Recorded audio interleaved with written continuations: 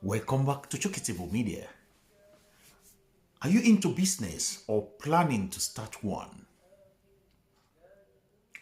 Whichever one or whichever way you belongs or the category you belong to, you need to listen and watch this video.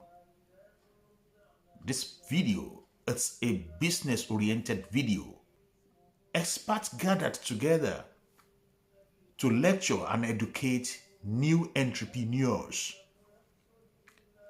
explaining to them how to start, when you start, how to move ahead.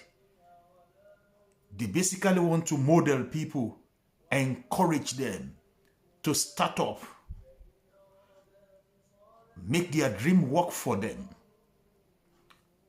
But what are the problems they are going to encounter or they may encounter in this journey?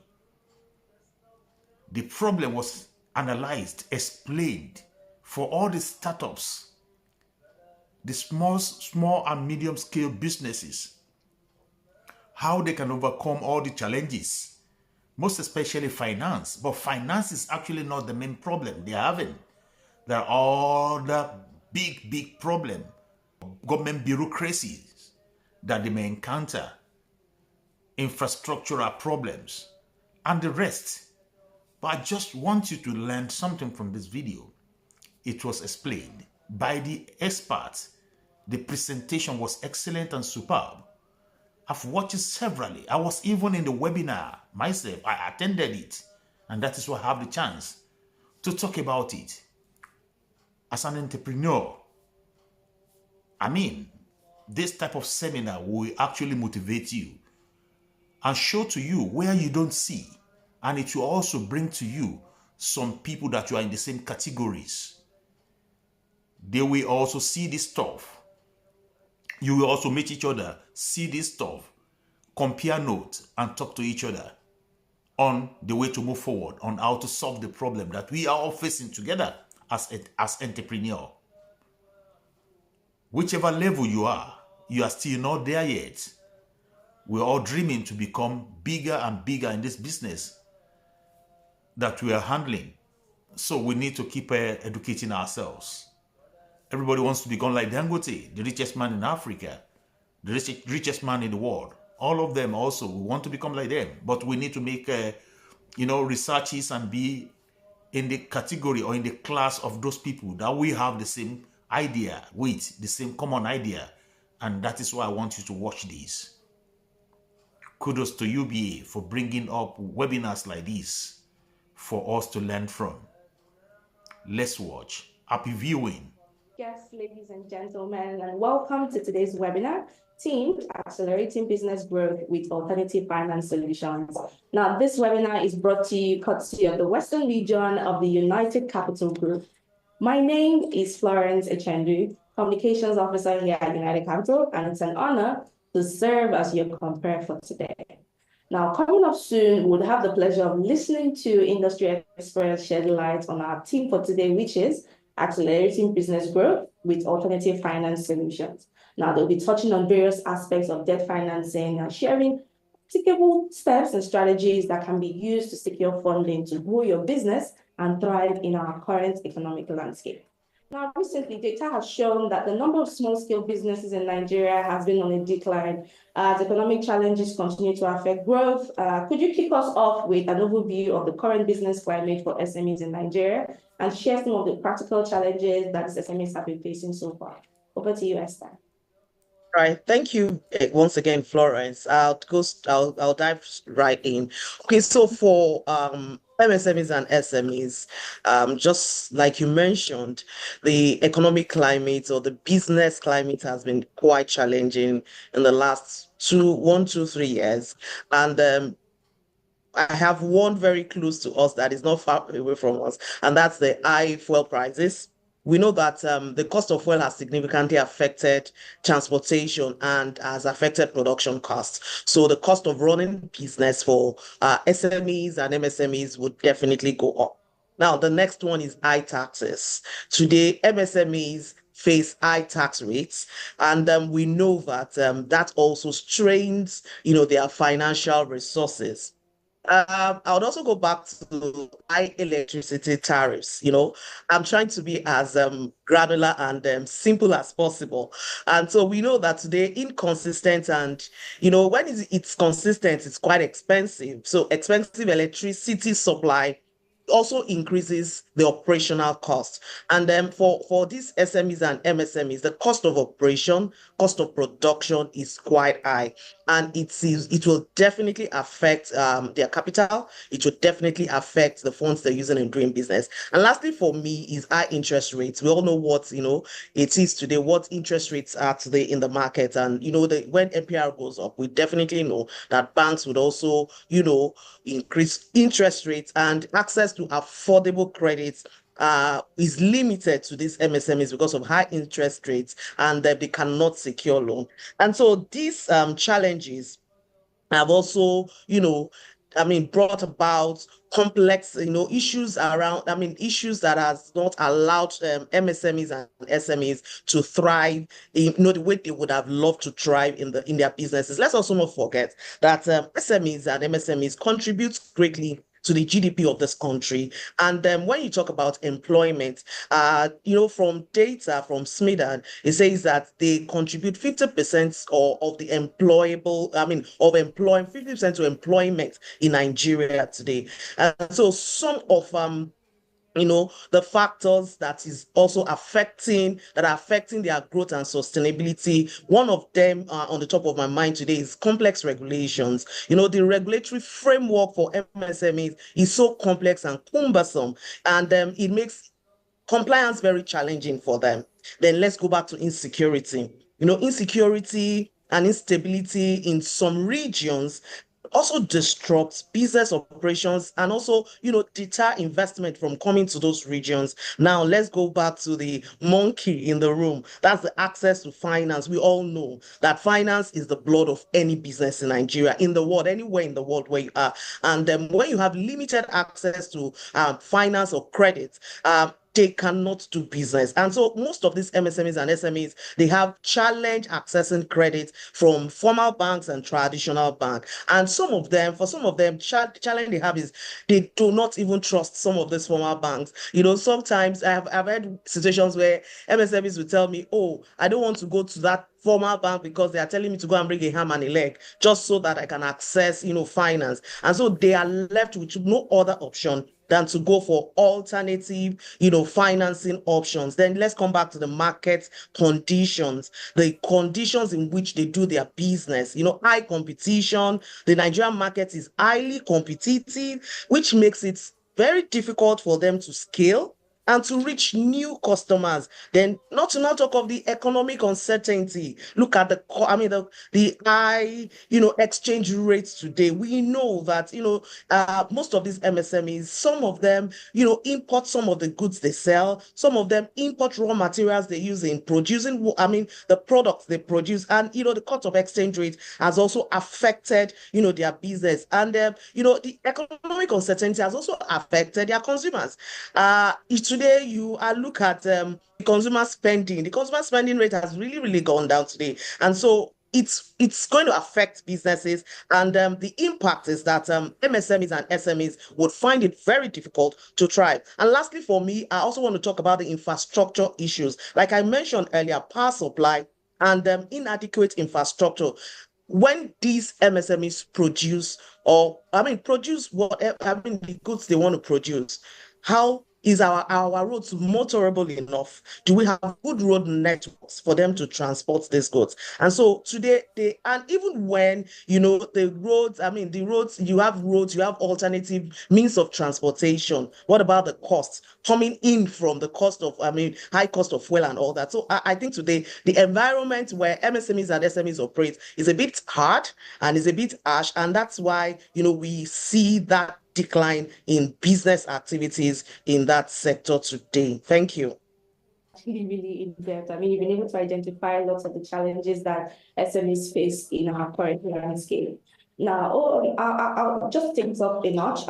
We mentioned as well that SMEs are vital contributors to Nigeria's economy. I mean, they contribute as much as 48% to our GDP.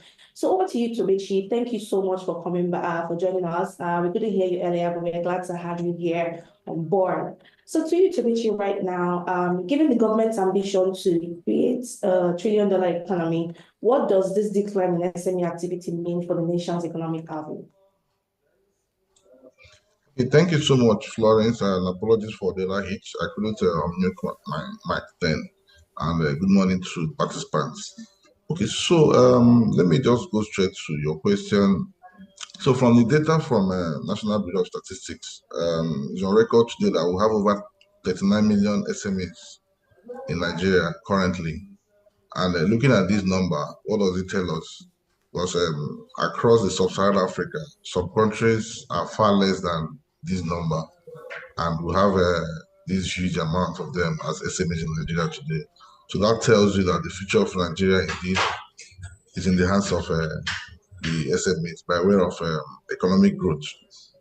Then also in terms of labor force, they also contribute to about 84% of the current jobs in Nigeria as of today. So just like my colleague earlier alluded to, so they contribute to over 48% of the GDP in Nigeria. Then from the African point of view, the SMEs contribute about 50% of the GDP in Africa. So what it means is that for Nigeria to achieve the $1 trillion economy that they are proposing, then they need to look inwards and take care of the SMEs. That's the only way they can achieve that, because lots of economic activities are created around the SMEs. So currently in Nigeria, out of all the businesses, 96% of the total business in Nigeria spans from the SME segment of the market. So you really cannot do without them if we must achieve this $1 trillion economy. Thank you so much. Thank you so much, Tobechi, for shedding more light on this. Just before we continue with the session, for those of us who have questions, please do well to drop your questions in the Q&A segment, Q&A section at the bottom of your screen. We will take the questions in a couple of minutes.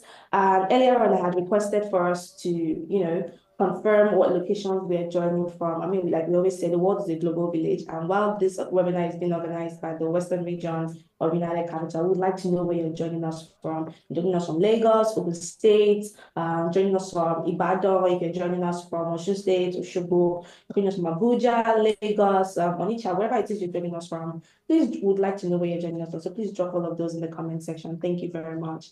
Now, I'm plucking a leaf from our topic for this webinar, which is accelerating business growth with alternative finance solutions. Now, you and Esther, Tobechi and Esther, you have basically explained to us the challenges that the SME community has been experiencing. But right now, we would like to know how we can surmount these challenges. So, yes, alternative financing is basically gaining momentum in the SME sector. So could you better help us understand what alternative financing actually means and how they can differ from the traditional banking financing operations that we are more familiar with? Over to you, Tobechi. Okay, thank you so much, Florence, for your question once again. So for the SMEs, most of them have this belief that the only source of funding is the banks in terms of getting access to finance to improve their business, expand their businesses. But we're here today to let them know that there are other alternative sources. So apart from going to the bank to get the likes of overdrafts, import finance facility, and all that. So there are instruments that we use from capital markets as well to assist the SMEs in their working capital solutions. So one of them is what we call the private company notes. Then the other one is commercial papers. So a whole lot of SMEs have actually taken advantage of this. So the gospel today is to preach to them that apart from traditional banking financing, you can use any of these instruments to get funding for your business. So for us at United Capital, we've done a whole lot in this space. So for the private company notes, in the last 2 to 3 years, we have raised over 14 billion for the emerging corporates, for the SMEs, just from this SME finance part of the business at United Capital PLC. Then for commercial papers as well, we've done well over 50 billion. And these are not just large corporates, they are not multinational that you are aware, they are still the SMEs. So we are here to let you know that apart from going to the banks, there are other sources. So we're here to assist you, we're here to meet up your financial needs alternatively. Thank you. All right. Thank you so much, Tobechi. Thank you for outlining the various kinds of alternative finance tools that are actually available. If you need finance for your business, you don't necessarily have to go to the bank where they'll ask you to probably bring one or two things that you probably do not have access to. They're not going to ask you for an arm and a leg. There are various means you can actually finance your business without actually going to the traditional bank. I would also like to acknowledge our audience joining us from YouTube. Thank you so much for joining. If you're joining us on YouTube, please drop your location. Let's know where you're joining us from. Right here on Zoom, I can already see different kinds of locations. I'm seeing Lagos, I'm seeing Abuja, some people are joining us from Ibadan, some people all the way from Anambra State. I mean, thank you so much, everyone, for joining us once again. Now, Tonechi, while you were speaking, you made mention of private notes, you made mention of several alternative finance tools.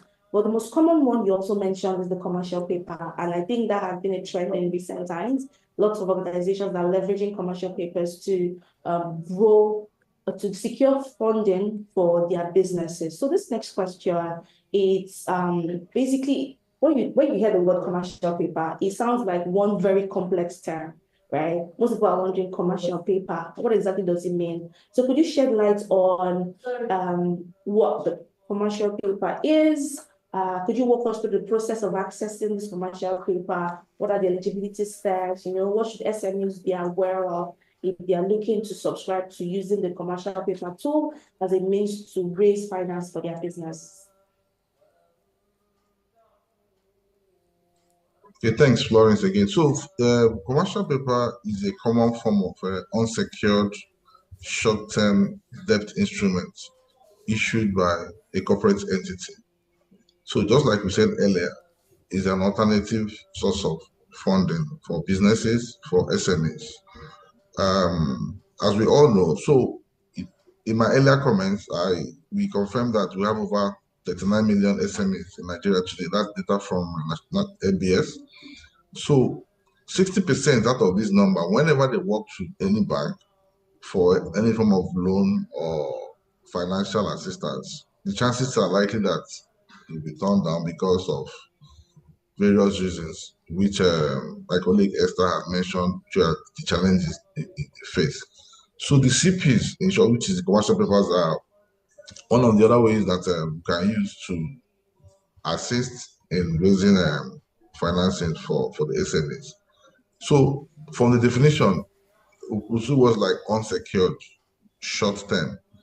So like traditional bank facility, definitely you will ask to get a collateral, you will ask to get a security, but in this case, CPs are unsecured instruments, so you don't need to get any form of collateral or security. So what happens here is, as far as any SME have a good financial record, you have up to 2 or 3 years audited financials. So there's what we call rating process. So this is where we come in as a financial advisor.